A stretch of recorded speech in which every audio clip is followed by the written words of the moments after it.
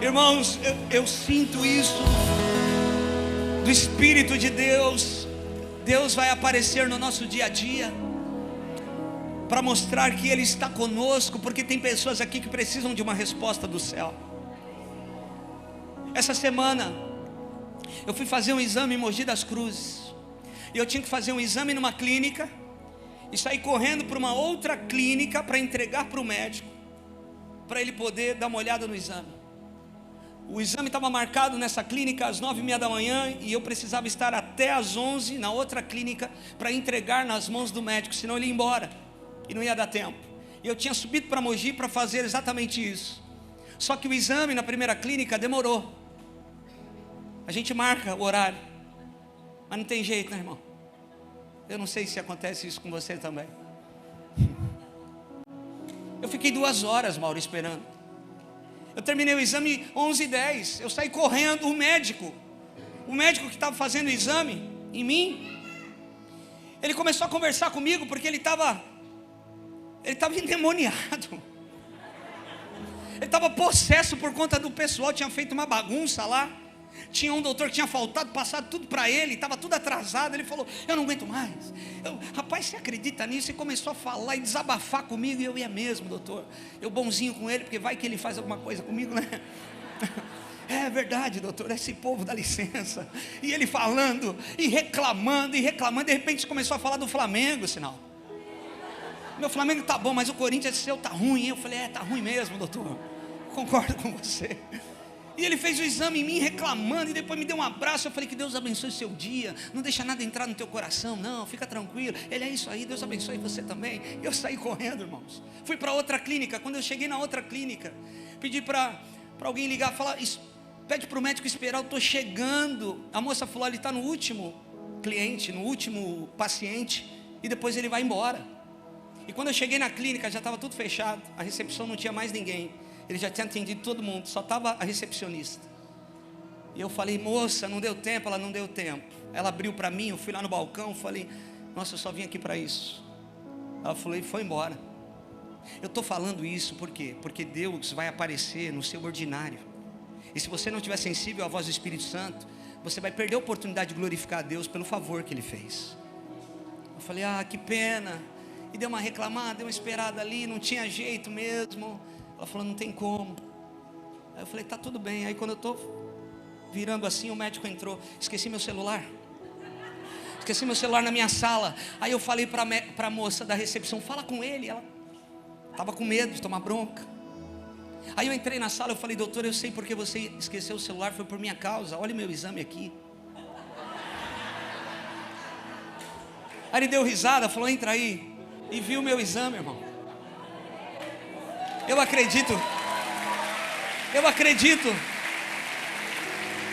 Sabe, existem coisas, eu quero liberar essa palavra sobre a igreja de Jesus reunida nessa noite aqui em Bertioga. Existem algumas coisas que você vai olhar e vai falar: oh, Jesus piscou para mim, obrigado, Deus. Jesus é o teu favor. Você precisa estar sensível à voz do Espírito Santo, porque essa temporada Deus vai começar a fazer algumas coisas no seu ordinário, no seu dia a dia. E se você estiver distraído, você não vai conseguir dar a glória devida ao Senhor. É Ele que está derramando o favor sobre a sua vida. Aleluia. Pega essa palavra. Meu Deus, eu preciso pregar. Abre em Gênesis 14. Gênesis capítulo 14, irmãos. Essa palavra é uma palavra muito fresca. Nós estávamos aqui quinta-feira no devocional com full time. E uma quinta-feira como outra qualquer. Era uma quinta-feira comum, mas nada é comum depois que Jesus passa por ele. Nada, nenhum caminho é comum depois que Jesus passou por ele. Então nós estávamos lá adorando. Alguém liberou o versículo. Alguém, tá ruim a luz? Mas a luz é para ficar assim agora, tá? Não está dando para ver a Bíblia? Aumenta um pouquinho a luz lá embaixo do mezanino. Foi isso que gritaram? Cadê a luz? Luz, luz, luz, luz. E aí, irmãos, a gente estava ali adorando ao Senhor na Rocha Food. De repente alguém lê um versículo, de repente alguém começa a orar e Jesus pisa. Jesus chegou, irmão. Quando Jesus chega, a minha carne tremeu. Houve um mover de Deus ali. Foi um derramar do Espírito Santo. E essa palavra saiu da quinta-feira de manhã aqui no nosso devocional. Gênesis 14, eu preciso de toda a sua atenção. Versículo 17 diz assim: quando Abraão regressava, depois de derrotar Quedorlaomer e os reis que estavam com ele, o rei de Sodoma foi ao encontro dele no vale de Savé, que é o vale dos reis. E Melquisedeque, rei de Salém, trouxe pão e vinho. Repita comigo: Melquisedeque trouxe pão e vinho. Quem era Melquisedeque? Ele era sacerdote do Deus Altíssimo e abençoou Abraão dizendo: Abraão, seja abençoado pelo Deus Altíssimo que criou os céus e a terra, e bendito seja o Deus Altíssimo que entregou os adversários de você nas suas mãos. E Abraão deu a Melquisedeque o dízimo de tudo. Então o rei de Sodoma disse a Abraão: dai-me as pessoas e fique com os bens para você. Mas Abraão lhe respondeu: eu juro pelo Senhor e pelo Deus Altíssimo que criou os céus e a terra, que nada tomarei de tudo o que é seu, nem um fio, nem uma correia de sandália, para que você não diga: fui eu que enriqueci Abraão.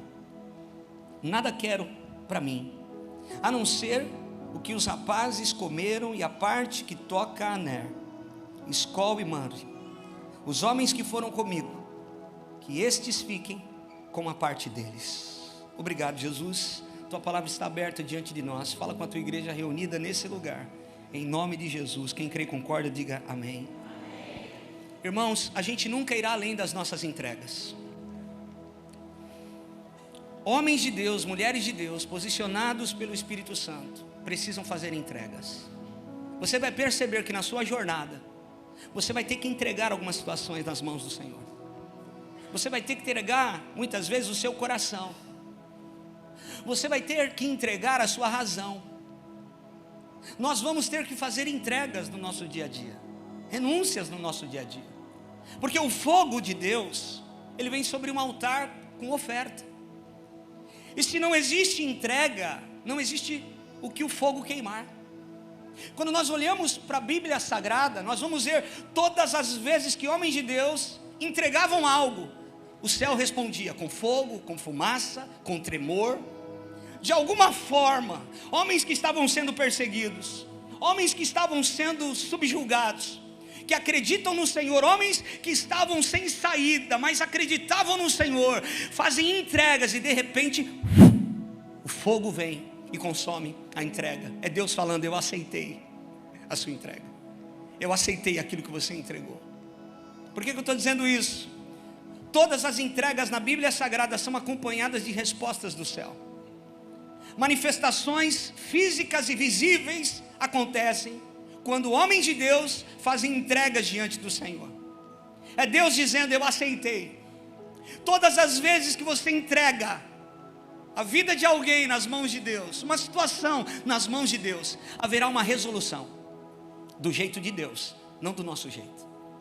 Muitas vezes quando nós entregamos, a resolução não é aquilo que o nosso coração queria, mas vai cumprir o propósito amanhã. Irmãos, quando meu pai ficou na UTI por um mês, eu não podia vê-lo, por conta estava no olho do furacão da Covid, e não podia fazer visita na UTI. O dia que meu pai recebeu alta da UTI, eu fui lá, e antes dele sair com a maca da porta da UTI, uma enfermeira saiu e falou assim: você que é o Fred, eu não aguento mais falar no seu nome, seu pai só fala em você, eu preciso ver o Fred, eu preciso ver o Fred.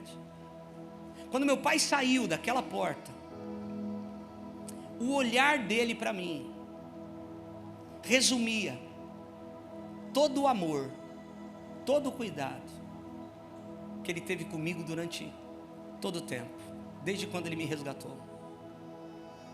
Aquele olhar, o meu pai na maca, quando ele me viu, o alívio e a paz que ele sentiu de estar me vendo, é como se ele estivesse dizendo: eu entrego. Eu consegui vê-lo. E eu também entreguei meu pai ali, quando eu vi ele saindo da UTI. Meu pai foi para o Senhor, mas depois de uma entrega, existe uma resolução. do jeito de Deus. Ele cumpriu o papel, ele cumpriu a missão, ele cumpriu o propósito. Quando o meu filho Isaac, com 4 anos de idade, ele pegou meningite bacteriana. No terceiro dia ele não se mexia, não abria os olhos. A médica disse: se ele não melhorar hoje, a gente pode perdê-lo. Eu estava aqui no hospital de Bertioga, sentado, olhando para ele, ele sem se mexer, e eu não conseguia orar, havia uma angústia, o céu fechado, eu não conseguia ter esperança que meu filho ia sobreviver. E teve uma hora que eu fiz uma oração. Eu não gosto de hospital, do ambiente de hospital. Eu estava naquele lugar que eu não gosto de estar, com meu filho muito mal. E eu disse assim: Senhor, se o meu Isaac é o teu Isaac, eu entrego ele para o Senhor. Quando eu fiz essa oração de entrega, destampou aqui dentro, veio uma esperança. Meu filho continuava do mesmo jeito, mas uma esperança começou a encher a minha alma, a minha vida, o meu coração. Entrou um rapaz que era da igreja e disse: pastor, os links estão em oração pelo Isaac. O Isaac, pela primeira vez depois de 3 dias, vira e pega a bolachinha que a gente tinha deixado do lado dele para ele comer. E o Espírito Santo falou para mim: ele está curado. Deus curou o Isaac. Depois de uma entrega existe uma resolução. Tem um casal muito querido que nós amamos, o Júnior e a Andréia, que se conectaram com a gente no pior momento da vida deles. Eles moram em Itajaí, no sul. E essa igreja foi uma lareira para aquele casal, porque aquele casal, um filho de 15 anos, baterista da igreja, envolvido em tudo, escola profética, as coisas acontecendo na igreja em Itajaí. E o Biel fica muito doente, ele precisa de um transplante de medula. E era uma agulha num palheiro. Ficaram meses procurando um doador no Brasil. Jogadores de futebol entraram na campanha. A coisa ficou nacional. A igreja na porta do hospital orando pelo Biel, clamando pelo Biel. Homens de Deus ali orando por ele. De repente encontram um doador num lugar do Brasil, uma agulha no palheiro. Ele faz o transplante. A igreja vibra, a igreja adora o Senhor. Uau, que bênção aconteceu. Depois de alguns dias, o Biel pega uma infecção e ele é entubado, e os médicos desenganam. E a Andréia e o Júnior orando, e ele não ia. Nada acontecia. O dia que essa mãe falou: Senhor, eu entrego o meu filho, com muita dor, com muito sofrimento no coração, o Biel foi para o Senhor. Depois de uma entrega existe uma resolução. Às vezes não é do nosso jeito, mas o jeito de Deus sempre é o melhor, ainda que a gente não entenda naquele momento. Hoje, André e o Júnior são presidentes de um instituto que atende crianças que precisam de doação de medula. Centenas de famílias são cuidadas por aquele casal, o Instituto Biel. Algo grandioso surgiu depois de uma semente que foi lançada na terra. Por que eu estou dizendo isso, irmãos? Porque você nunca irá além das suas entregas. Homens e mulheres de Deus precisam ter altar no leito do rio. Homens e mulheres de Deus precisam ter entregas. Abraão, na velhice tem um filho, o filho da promessa, Isaac. E Deus de repente fala assim: presbítero Wilson, eu quero ele para mim. Irmãos, quando Deus pediu Isaac, Deus não estava querendo Isaac, Deus estava querendo o coração entregue de Abraão. E Abraão sobe a montanha, viaja 3 dias, sobe a montanha com o menino, está com o cutelo, está com a lenha, e o sacrifício está lá, é o menino. E Abraão vai cumprir, porque ele tem uma aliança com Deus. Homens de aliança vão até o fim. Homens de aliança entregam, ainda que doa. E quando ele vai colocar o menino, e ele vai levantar o cutelo, há um clamor dos céus dizendo: não faça isso, Abraão, porque Deus já providenciou o cordeiro. O cordeiro estava lá. Ele tira o menino, Ele coloca o cordeiro, o fogo queima o sacrifício, porque aonde tem entrega, tem fogo para consumir a entrega. Quando Elias está lá no desafio com os profetas de Baal, ele entrega, ele prepara, ele repara o altar ao Senhor, e ele coloca água. 3 anos e meio não chovia. Ele entrega aquilo que faltava. Quando você entrega aquilo que lhe falta, você terá certamente uma resposta poderosa do céu sobre a sua vida. Ele vai entregar, e a Bíblia diz que Deus vai responder com fogo. Ana queria um filho, e ela sobe todo ano para Jerusalém: Senhor, me dá um filho. E ela não era respondida. No outro ano, no ano seguinte, ela sobe: me dá um filho. E ela não era respondida. Alguns biblistas acreditam que por 20 anos Ana fez a mesma oração. E de repente ela vai chegar e vai falar assim, vai mudar a oração. Tem um ano que ela sobe e diz assim: Senhor, me dá um filho, que eu vou entregá-lo ao Senhor. Deus fala: essa oração me interessa. E Deus muda a sorte. Sabe por quê? Ana precisava de um filho, mas a nação precisava de um profeta. O que contempla você, não contempla só você. O que Deus vai fazer na nossa vida, é por isso que nós não entendemos algumas coisas que acontecem. Mas às vezes uma entrega a nós, que dói tanto, vai atingir outras pessoas, porque as entregas de hoje vão tocar o amanhã. E Ana vai fazer um pacto com o Senhor: me dá ele, que eu devolvo. Porque Ana queria um filho, mas a nação precisava de um profeta. E Samuel vai ser entregue por Ana na casa do Senhor. Ele vai ser ali criado na casa do Senhor.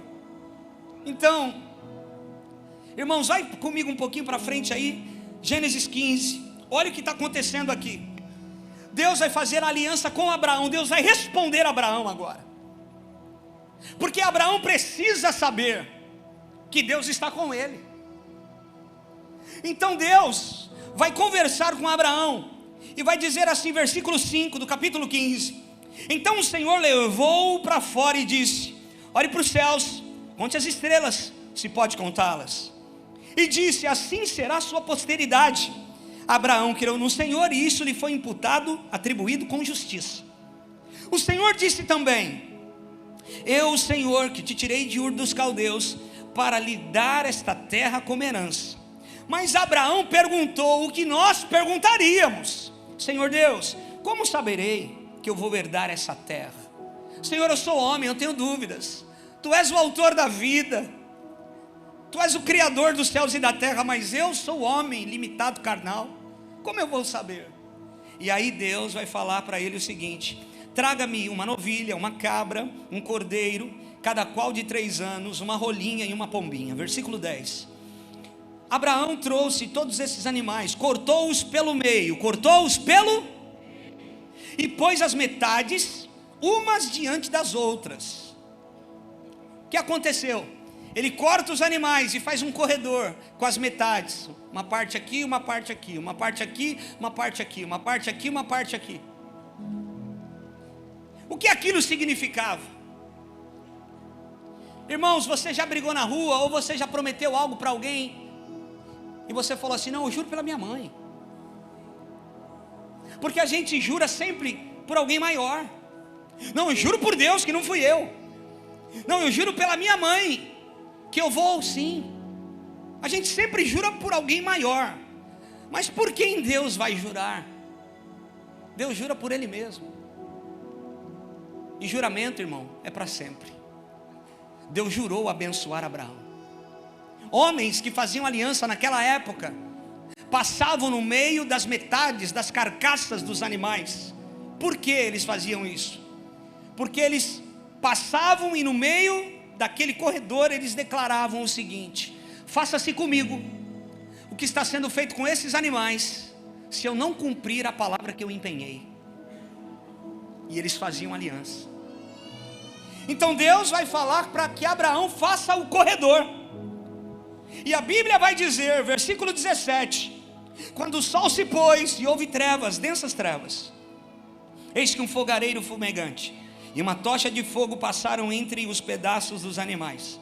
Naquele mesmo dia o Senhor fez aliança com Abraão, dizendo: a sua descendência dê essa terra, desde o rio do Egito até o grande Eufrates, a terra dos cananeus, de todos os Eus. Deus estava passando ali, a manifestação do próprio Deus, fogo, tocha de fogo, luzes, passando de madrugada no meio das carcaças. Era Deus dizendo: faça-se comigo o que foi feito com essas carcaças, se eu não cumprir, Abraão, o que eu prometi para você. Esse Deus é um Deus de aliança. O que Ele promete, Ele cumpre. Deus tem uma aliança com você. Irmãos, todos os descendentes de Abraão, ou seja, hebreus e judeus, têm essa promessa. E nós, gentios, fomos incluídos nas promessas do Senhor. Você também é um descendente de Abraão, desde quando você entregou a sua vida a Jesus. Porque Gálatas 3,15 diz que através do sacrifício de Jesus, e todos aqueles que aceitam o Senhor Jesus, esses agora também são herdeiros das promessas, segundo Deus fez a Abraão. Porque nós somos descendência de Abraão agora pelo sangue de Jesus. Então todas as vezes que você entrega algo ao Senhor, existe um romper. Olha para a tua vida. Todas as vezes que você decidiu entregar, decidiu perdoar, decidiu numa resolução daquela situação, você teve um horizonte para caminhar na sua frente. Você teve um caminho agora para trilhar. Quando existe entrega, existe resolução. Então, o futuro, eu quero que você guarde isso. O futuro não é algo que acontece, o futuro que é algo que você faz acontecer. As nossas entregas de hoje estão pavimentando o nosso futuro. Salmo 126, 5 e 6 diz: os que semeiam com lágrimas colherão com gritos de alegria. Choram enquanto lançam as sementes, mas cantam voltando com a colheita. Uau! Agora eu cheguei onde eu queria. Eu quero entrar na palavra aqui, para falar do rei Melquisedeque. Repita comigo: a ordem de Melquisedeque.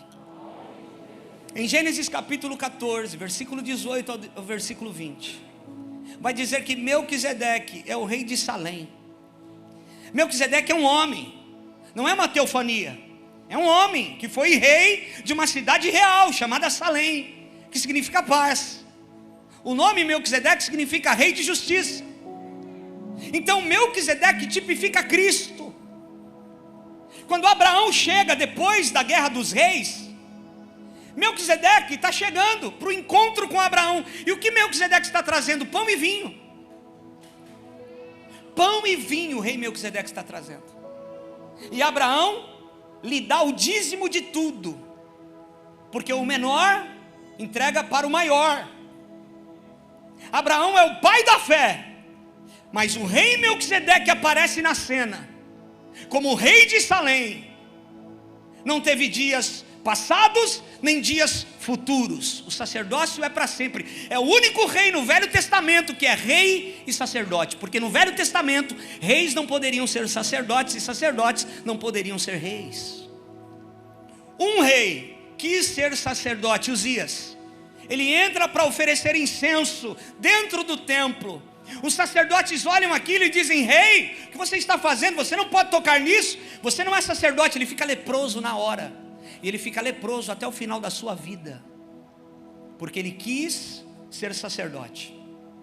No Velho Testamento, sacerdotes não podiam ser reis e reis não podiam ser sacerdotes.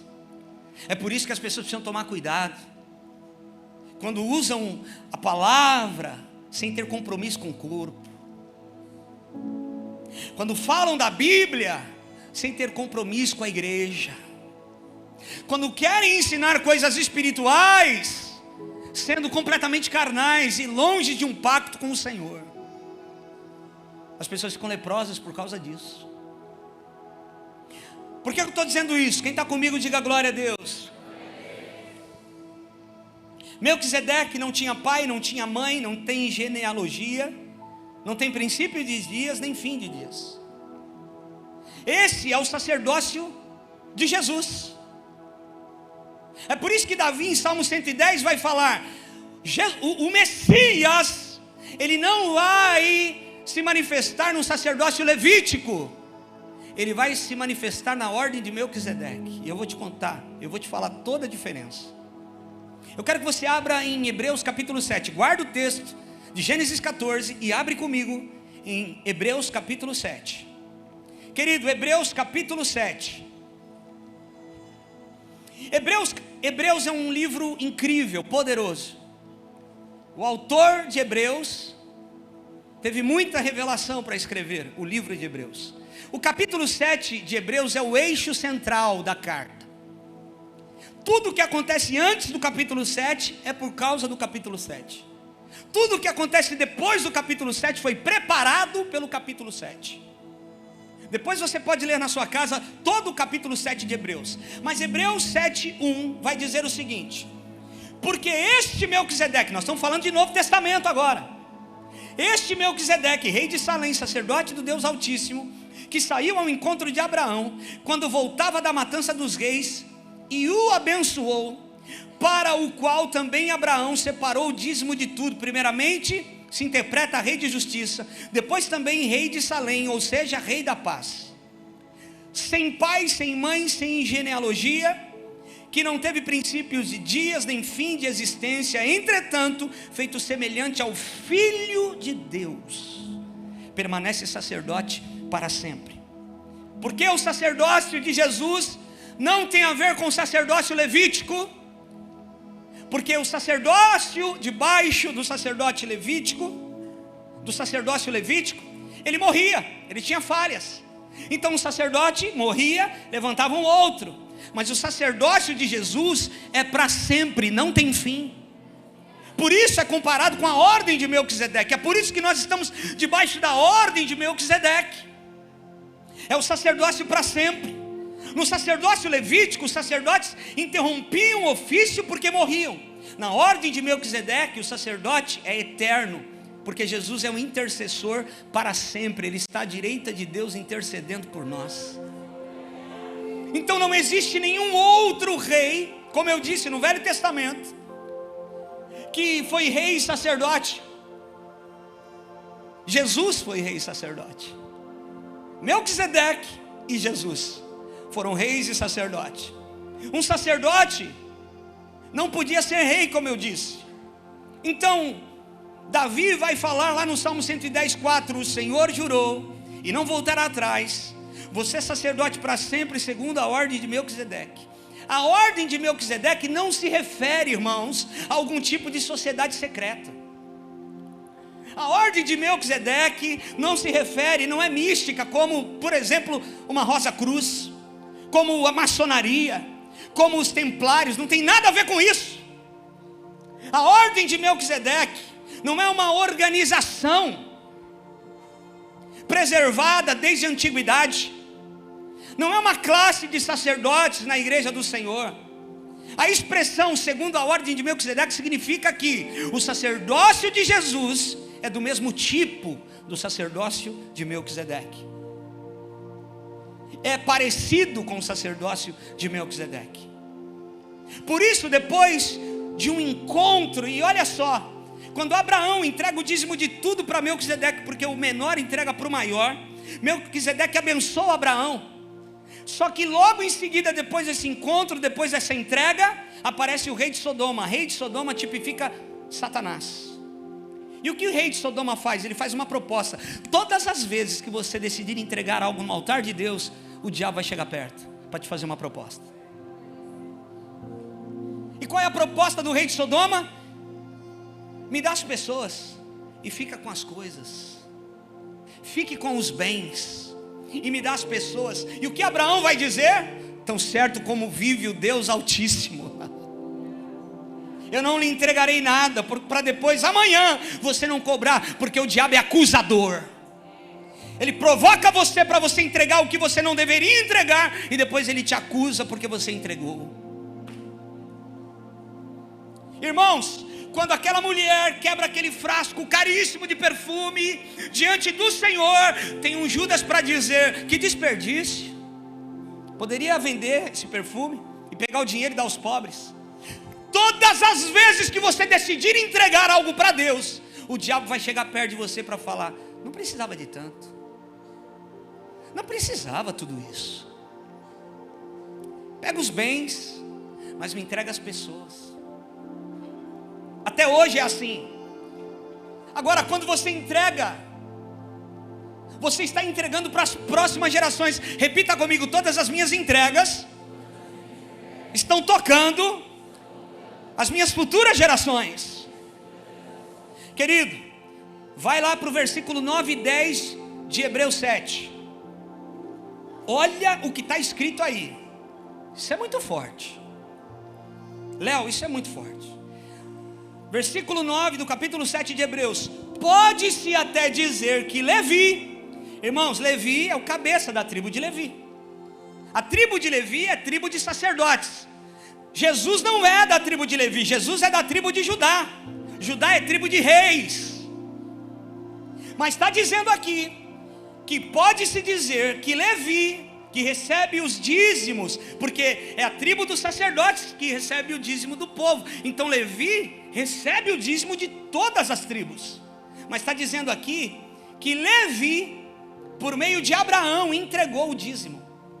Quando Melquisedeque se encontrou com Abraão. Só que Levi é bisneto de Abraão. Levi não tinha nascido quando Abraão encontrou Melquisedeque. Mas a entrega de Abraão para Melquisedeque tocou o bisneto.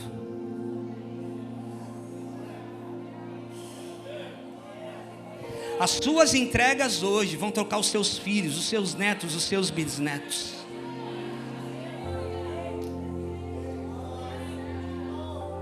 Quanta gente está aqui porque o pai entregava no altar. Quanta gente está aqui, você nem sabe porque você está vivo. É porque alguém lá no passado fez entregas para Deus guardar você agora. A Bíblia está dizendo que Levi dizimou para Melquisedeque, mas Levi é bisneto de Abraão. Mas quando Abraão entrega, aquela entrega de hoje está tocando o futuro dele. As suas entregas de agora estão tocando os seus filhos. As minhas entregas de agora estão tocando a Lisa, minha neta. Levi era o terceiro filho de Jacó com Lia. Levi desfrutou de um ato de fé semeado pelo seu bisavô. Efeitos da fidelidade de Deus nos tempos. Querido, gerações participam das suas sementes. Gerações podem participar das nossas sementes, das nossas entregas de hoje. Então nós não estamos mais sobre a ordem do sacerdócio levítico. O grupo de louvor aqui não é chamado mais de levitas, irmãos. Grupo, ministério de adoração e igreja não são mais levitas. Sabe quando o sacerdócio de Levi acabou? Jesus andou 30 anos no sacerdócio levítico, até que a pomba pousou. Quando a pomba pousa, transiciona para a ordem de Melquisedeque, época da graça. Nós não estamos mais debaixo do sacerdócio levítico, nós estamos debaixo da ordem de Melquisedeque. Fala para quem está do seu lado: você está debaixo de uma ordem da graça de Deus. Quando a pomba pousa, acabou, irmão. Quando a pomba chega, acabou. Quando a pomba pousa, acabou o passado. A dor do passado precisa ficar para trás, tem que olhar para frente. Quando a pomba pousa, agora transicionou, é um tempo novo. Sabe o que Deus está dizendo aqui nessa noite? Eu preciso de alguém comigo aqui. Deus está arrancando pessoas de um estado de passado e colocando pessoas num estado de esperança para o futuro. Deus está, a pomba pousou, irmão. E se a pomba chegou, acabou, transicionou.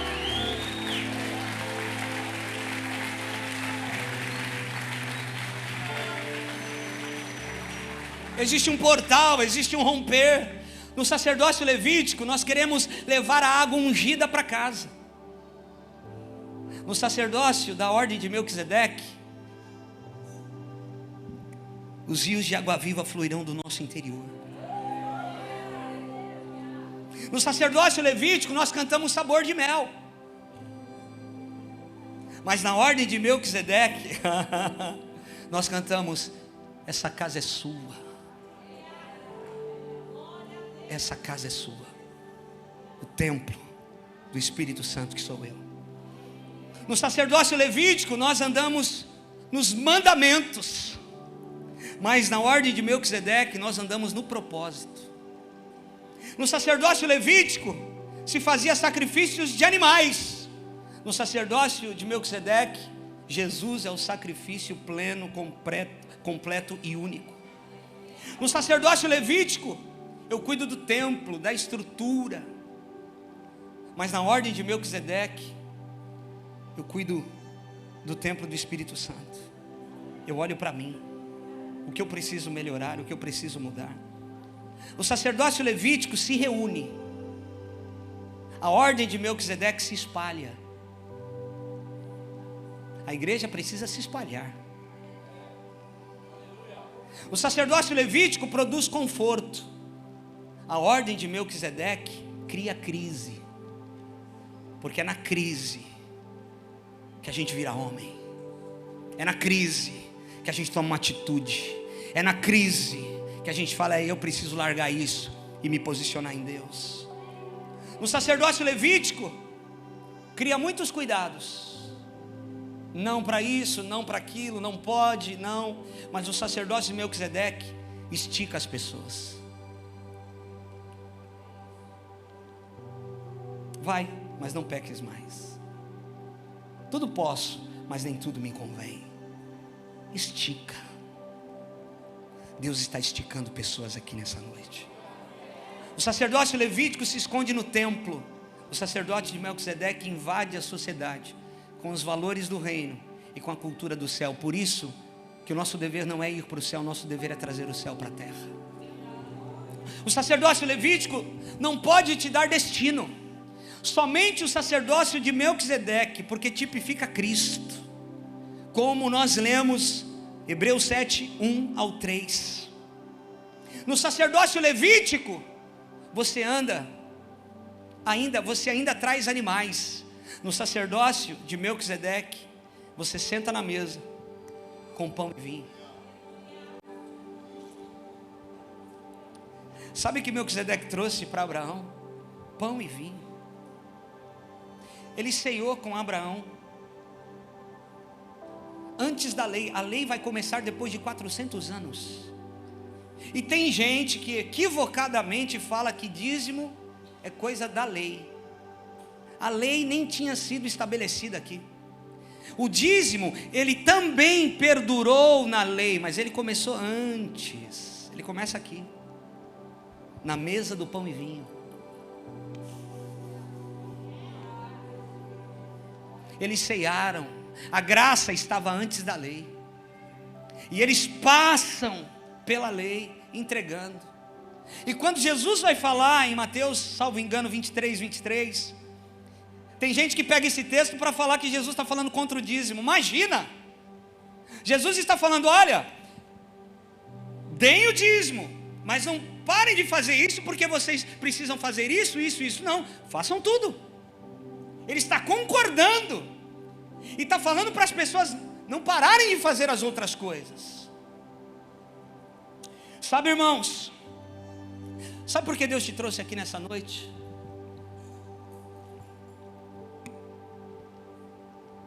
Porque você precisa definitivamente entrar no trilho de Deus, para viver o propósito de Deus. Deus mudou o ambiente por sua causa. Fala para quem está do seu lado: Deus mudou o ambiente por sua causa. A pregação de manhã foi de um jeito, a pregação da noite é de outro jeito. E não adianta a gente querer fabricar nada. A gente não fabrica. Irmãos, hoje a gente não precisa vestir pano de saco. como tem tanta coisa estranha acontecendo na igreja brasileira. Eu preciso me humilhar na presença de Deus, não me vestir de pano de saco. Isso é coisa do sacerdócio levítico. Eu me visto de pano de saco na minha alma, no meu interior. A igreja, quando você olha para a igreja num todo, tem muitas situações acontecendo, porque falta o ensino da palavra. Tem muitas pessoas que estão no movimento, mas distantes da palavra. Tem muita igreja que é muita espuma, mas não tem palavra. Irmãos, o que vai permanecer é quem é discipulado. O que vai permanecer é quem está em contato com as escrituras sagradas. É por isso que a gente investe aqui no ensino da igreja. É classe disso, é curso daquilo. Porque, irmãos, não adianta. Se nós não formos fundamentados na verdade da palavra de Deus, tudo é vento. E tem muita gente se distanciando do evangelho verdadeiro. Às vezes, irmãos, eu vou em algumas igrejas, eu prego em alguns lugares, eu assisto a alguns cultos. Eu falo, Jesus, esse não é o ambiente que eu estou acostumado. Irmão, tem uma boa música, tem uma boa iluminação, tem um baita de um espaço, mas é só isso. E a presença, e a graça, e a unção, o peso de glória, que transforma a nossa vida verdadeiramente. Por que eu estou dizendo tudo isso? Porque é uma noite de Deus trocar a sua armadura. Tem gente aqui que vai ter que voltar para o ministério. Tem gente aqui que vai ter que voltar a profetizar.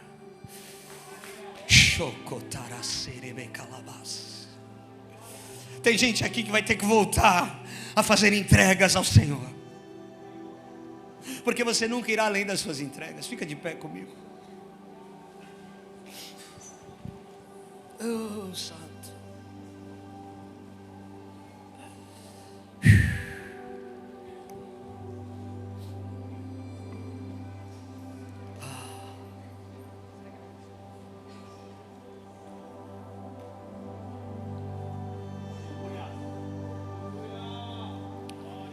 Se você precisa entregar o teu coração para o Senhor, vem aqui para frente.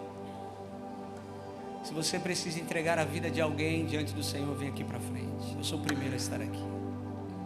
Se você precisa entregar alguma situação diante de Deus, aqui é o teu lugar. Se você precisa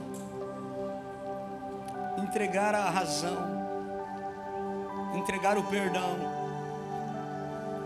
entrega no altar.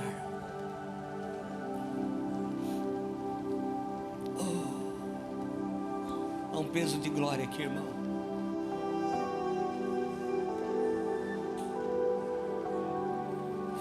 Escuta, não dá para a gente entrar numa rota de colisão com o Senhor. Não dá para a gente achar que algumas coisas que nós estamos fazendo vai acabar bem. Não dá para nós acharmos que nós vamos ter tempo de resolver algumas coisas, e por isso eu estou empurrando com a barriga.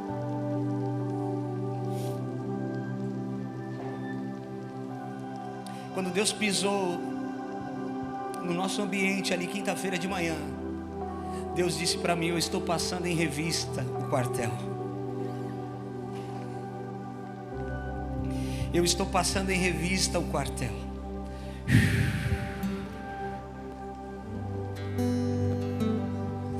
Deus está aqui passando em revista.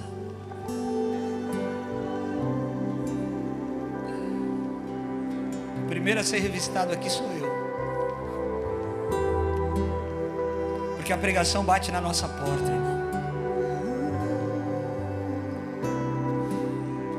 Eu não sei o que você precisa entregar, mas entrega tudo.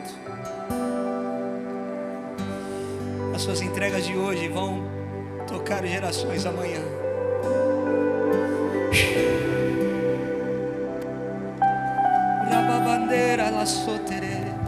Quero pedir para o presbítero Wilson subir aqui para orar.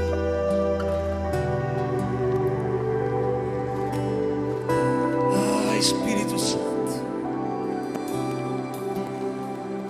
Espírito Santo.